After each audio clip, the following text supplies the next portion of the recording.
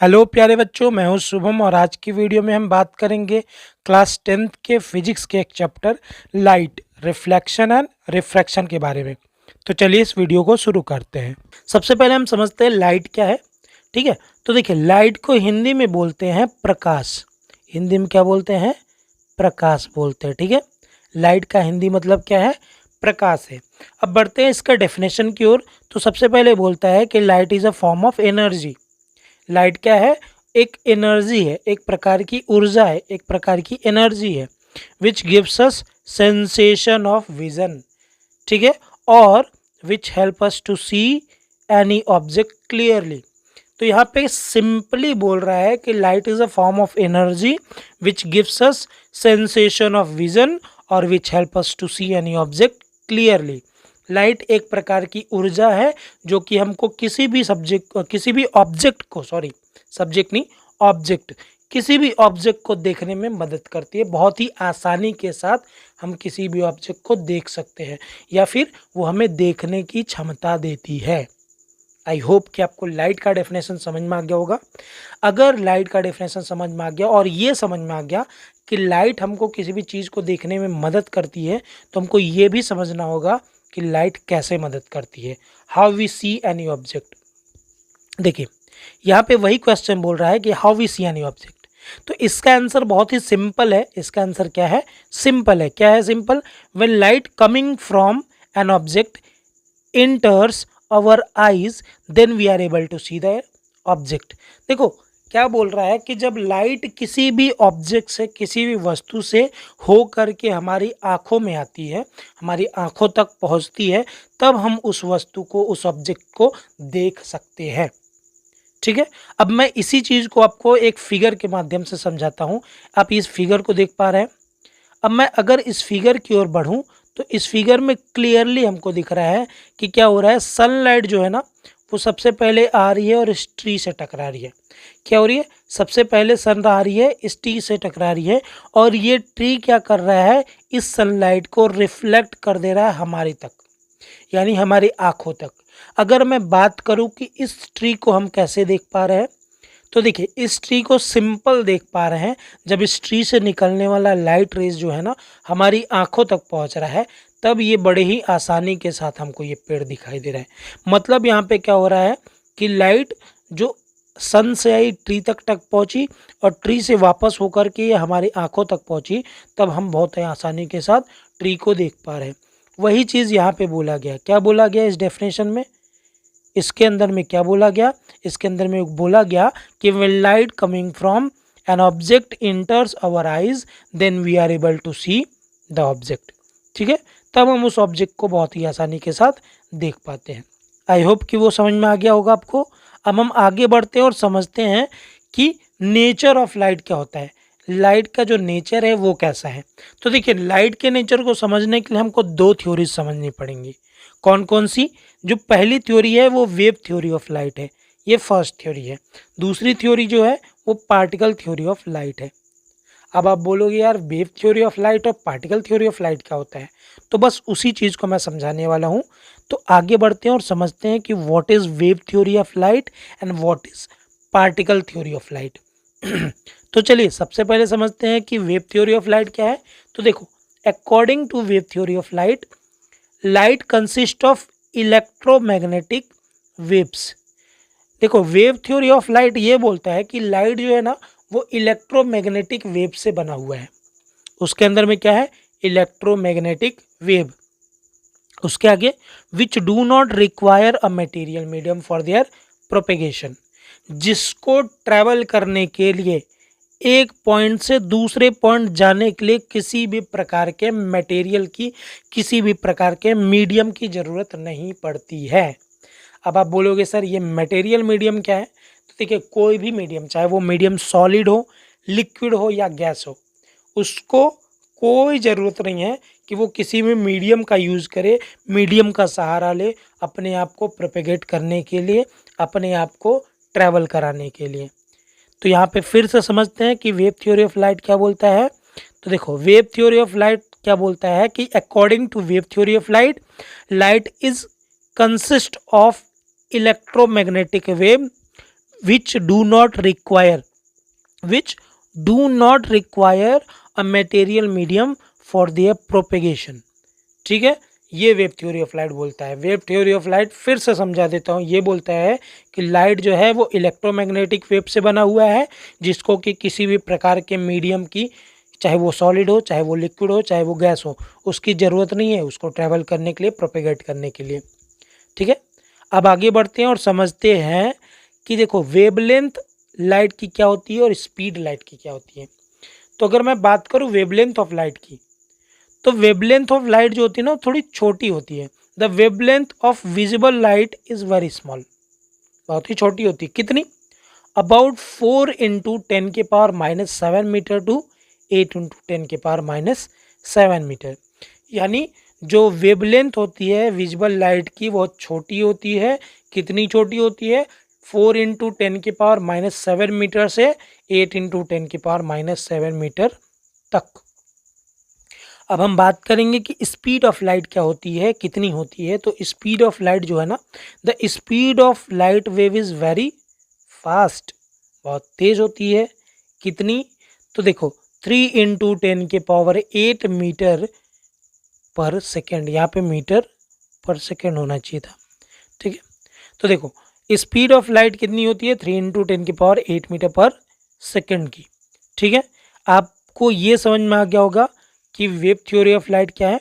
तो नेक्स्ट हम बढ़ते हैं और समझते हैं कि हमारा जो पार्टिकल थ्योरी ऑफ लाइट है वो क्या कह रहा है। हमने वेव थ्योरी तो समझ लिया, अब पार्टिकल थ्योरी ऑफ लाइट समझते हैं। तो देखिए, according to particle theory of light, light is composed of particle which travel in a straight line at a very high speed. क्या बोल रहा है कि देखो लाइट जो है ना, लाइट जो है वो क्या है, वो पार्टिकल से बना हुआ है। किससे बना हुआ है? पार्टिकल से बना हुआ है, जो कि स्ट्रेट लाइन में ट्रैवल करता है। कैसे ट्रैवल करता है? स्ट्रेट लाइन में, और बहुत ही हाई स्पीड के ऊपर ट्रैवल करता है। मतलब यहाँ पे बोल रहा है कि लाइट जो है वो कंपोज्ड है पार्टिकल से, और जो कि स्ट्रेट लाइन में वेरी हाई स्पीड के साथ ट्रैवल करता है। अब देखो लाइट जो है पार्टिकल से बना हुआ है, तो कौन से पार्टिकल से बना हुआ है? तो देखिए, the light particle of light, the particle of light is known as photon. लाइट के पार्टिकल्स को क्या बोलते हैं बेटा? फोटोन। क्या बोलते हैं? फोटोन। क्या बोलते हैं? फोटोन। याद रखिएगा, ये आपका एमसीक्यू में पूछ सकता है कि what is the particle of light, या लाइट के पार्टिकल को क्या बोलते हैं। तो आपको याद रहना पड़ेगा कि फोटोन बोलते हैं। क्या बोलते हैं? फोटोन बोलते हैं। आई होप कि ये समझ में आ गया होगा। देखिए, जो भी चीज़ें मैं समझा रहा हूँ ना, वो मैं थोड़ा डिटेल के साथ समझा रहा हूँ, हर एक पॉइंट को समझा रहा हूँ। क्योंकि एग्ज़ाम में जब भी आपको एग्ज़ाम देना रहेगा ना, तो अगर आपको सारे पॉइंट्स क्लियर रहेंगे ना, तो बहुत ही आसानी के साथ आप एग्ज़ाम में लिख करके आ सकते हो और बहुत ही अच्छा आपको मार्क्स मिलेगा। इसीलिए जब भी हम बात करेंगे तो फुल डिटेल बात करेंगे, हर एक पॉइंट के ऊपर डिस्कस करेंगे। चलिए आगे बढ़ते हैं और समझते हैं कि मीडियम ऑफ लाइट क्या होता है। देखिए, लाइट को अब आप बोलोगे सर कोई मटेरियल मीडियम की तो ज़रूरत नहीं पड़ती थी, फिर ये लाइट को कैसे मीडियम चाहिए? तो देखिए, यहाँ पे मीडियम का मतलब ये हो रहा है ना कि जिसके थ्रू या फिर जहाँ से लाइट प्रोपेगेट कर सकता है। तो इसके अकॉर्डिंग ना तो 3 मीडियम ऑफ लाइट होते हैं। 3 मीडियम है, एक होता है ट्रांसपेरेंट, एक होता है ट्रांसलूसेंट और तीसरा होता है ओपेक। कितने मीडियम होते हैं बेटा? तो 3 मीडियम ऑफ लाइट होते हैं। अब लाइट को प्रोपेगेशन के लिए मीडियम की ज़रूरत नहीं पड़ती है, बल्कि हाँ, इसकी ज़रूरत पड़ती है कि लाइट क्या हो सके, एक जगह से दूसरे, मतलब एक चीज़ से दूसरी चीज़ आराम से आर पार हो सके, दिखाई दिया दे सके। तो 3 प्रकार के ऐसे मीडियम होते हैं। एक होता है ट्रांसपेरेंट, दूसरा होता है ट्रांसलूसेंट, तीसरा होता है ओपेक। ये फर्स्ट है, ये सेकेंड है और ये थर्ड है। ट्रांसपेरेंट, ट्रांसलूसेंट, ओपेक, इन तीनों का हम डेफिनेशन भी देखेंगे। सबसे पहले हम देखेंगे कि ट्रांसपेरेंट का डेफिनेशन क्या है। ठीक है, फर्स्ट वन इज ट्रांसपेरेंट। देखो बेटा, हर एक चीज़ को डिटेल के साथ हम डिस्कस करेंगे, हर एक पॉइंट को मैं क्लियर करूँगा। ठीक है, तो बात करते हैं। First number is transparent. The substance through which light propagate completely. ऐसा सब्सटेंस जिसमें से लाइट बहुत ही आसानी के साथ प्रोपेगेट कर सके, मतलब उसको किसी भी प्रकार के डिस्ट्रैक्शन की या किसी भी प्रकार के ऑब्स्टिकल की कोई प्रॉब्लम ही ना हो, वो बहुत ही आसानी के साथ आराम से अपना निकल सके, ठीक है, स्ट्रेट लाइन में। तो यहाँ पे क्या है, the substance through which light propagate completely, उसको बोलते हैं ट्रांसपेरेंट सब्सटेंस। जैसे हमारा एग्जांपल में क्या हो गया, एयर, ठीक है, हमारा एग्जांपल क्या है, एयर। आई होप कि आपको ट्रांसपेरेंट समझ में आ गया होगा। दूसरा हम चलते हैं सेकंड नंबर पे, ट्रांसलूसेंट क्या है। देखिए, the substance through which light propagate partially, ऐसे सब्सटेंस जिसमें से कि कुछ लाइट निकल सकता है, कुछ लाइट नहीं निकलता है, पार्शियली मतलब प्रोपेगेट होता है। जैसे फ्रोस्टेड ग्लास, बहुत सारे आपने घरों में ऐसे ग्लास को देखे होंगे, ऐसे शीशों को देखे होंगे कि जिसमें से लाइट देखो पूरी तरीके से हल्की हल्की धुंधली धुंधली दिखाई तो देती है, लेकिन अगर आप ध्यान से देखना चाहोगे तो हर एक चीज़ क्लियर नहीं दिखाई देगा। मतलब कुछ चीज़ें, कुछ पार्टिकल ऑफ लाइट, कुछ वेव ऑफ लाइट निकल रहे होते हैं, उससे प्रोपेगेट हो सकते हैं आर पार, लेकिन कुछ रुक जाते हैं, तो ये ट्रांसलूसेंट होता है। अब लास्ट थर्ड नंबर पे जो हमारा आता है वो होता है ओपेक। थर्ड नंबर पे क्या है हमारा, ओपेक सब्सटेंस है। तो चलिए समझते हैं कि ओपेक क्या है, ठीक है। अब ओपेक की बात करें तो the substance which do not allow to propagate the light, ऐसा सब्सटेंस जिसके कि आर पार आप लाइट को देख ही नहीं सकते हो। कौन कौन से सब्सटेंस, मतलब एक साइड का तो दिखेगा अगर लाइट में है, तो दूसरे साइड का पीछे का आपको दिखेगा ही नहीं। जैसे कि ट्री हो गया, बुक हो गया, हाउस हो गया, इवन हम humans we also are the opaque substances for light. Light के लिए हम लोग क्या है, ओपिक ही हैं। क्योंकि अगर कोई इंसान हमारे सामने खड़ा है तो हमें सामने से तो देख पाएगा, लेकिन हमारे बैक साइड को, दैट मीन्स हमारे पीठ को वगैरह को देख नहीं पाएगा वो। इसी तरीके से अगर अब एक बुक है तो बुक के सामने का कवर तो आप देख सकते हो, लेकिन पीछे का कवर नहीं देख सकते। दैट मीन्स क्या हो रहा है, ये सारे सब्सटेंस लाइट को प्रोपेगेट नहीं कर रहे हैं, लाइट को पास नहीं करने दे रहे हैं, ठीक है। इतना समझ में आया। तो नेक्स्ट टॉपिक जो हमारा ना वो है रिफ्लेक्शन ऑफ लाइट, जो कि इस ये जो चैप्टर है लाइट रिफ्लेक्शन एंड रिफ्रैक्शन, उसका हमारा पहला पॉइंट है। अभी तक तो हमने लाइट के रिलेटेड सारी चीज़ों को समझा, अब हम समझेंगे रिफ्लेक्शन ऑफ लाइट क्या होता है। तो देखिए, रिफ्लेक्शन ऑफ लाइट को अगर हम देखें तो the process of sending back भी लिख सकते हो, बाउंसिंग बैक भी लिख सकते हो, the light rays which falls on the surface of an object is called reflection of light. देखिए, एक ऐसा प्रोसेस जिससे कि किसी भी ऑब्जेक्ट के सरफेस पे अगर लाइट पड़ती है तो वो क्या होगी, वो बाउंस बैक हो जाएगी या वापस चली जाएगी, ठीक है। तो एक बार फिर से डेफिनेशन पढ़ते हैं, the process of sending back the light rays which falls on the surface of an object is called reflection of light, ठीक है। आप इसको चाहो तो नोट डाउन कर सकते हो, ये प्रॉपर डेफिनेशन है लाइट का, रिफ्लेक्शन ऑफ लाइट का, ठीक है। तो आगे बढ़ते हैं और समझते हैं कि ये कैसे होगा इस फिगर के माध्यम से। देखिए, ये फिगर आप देख पा रहे हो, इस फिगर में क्या है, तो इस फिगर में हम देख रहे हैं कि एक लाइट का सोर्स है, एक क्या है, सोर्स ऑफ लाइट, और यहाँ पे एक ऑब्जेक्ट है, एक क्या है, ऑब्जेक्ट है, या फिर बोल सकते हैं एक सरफेस है। अब ये क्या हो रहा है कि जैसे ही हमने टॉर्च से बटन को ऑन किया, जैसे ही लाइट ये टॉर्च से क्या हुआ, इस ऑब्जेक्ट के सरफेस पे पड़ा, ये क्या हो रहा है, लाइट जो है, इनकमिंग लाइट जो है वो इस सरफेस पे पड़ रही है, और पड़ने के बाद ये क्या हो रही है, वापस से बाउंस बैक हो जा रही है, यानी रिफ्लेक्ट हो जा रही है। क्या हो रही है, रिफ्लेक्ट हो जा रही है। तो इसी को बोलते हैं रिफ्लेक्शन ऑफ लाइट। जब किसी सोर्स से लाइट किसी सरफेस पे पड़ती है और रिफ्लेक्ट हो जाती है, वापस चली जाती है, तो उसी को बोलते हैं reflection of light. I hope कि आपको रिफ्लेक्शन ऑफ लाइट क्लियर समझ में आया होगा। हमने लाइट के रिफ्लेक्शन को समझा, अब हम ये समझते हैं कि लाइट रिफ्लेक्ट किस पे ज़्यादा करता है। देखिए, अगर मैं बात करूँ रिफ्लेक्शन ऑफ लाइट में किस पे ज़्यादा रिफ्लेक्शन होता है, तो यहाँ पे अगर आप इस चीज़ को नोटिस करेंगे, यहाँ पे इस चीज़ को देखेंगे, तो देखिए यहाँ पे क्या लिखा हुआ है, यहाँ पे लिखा हुआ है कि the object having polished the object having polished shining surface, ठीक है, the object having polished and shining surface reflect more light than the object having rough and dull surface. मतलब क्या हो रहा है कि वैसा ऑब्जेक्ट जो ज़्यादा पॉलिश्ड है, ठीक है, जिसमें ज़्यादा शाइनिंग है, जो ज़्यादा चमकदार है, उसमें लाइट ज़्यादा रिफ्लेक्ट होगा एज कंपेयर टू जो ऐसा सरफेस है जो रफ है, डल है।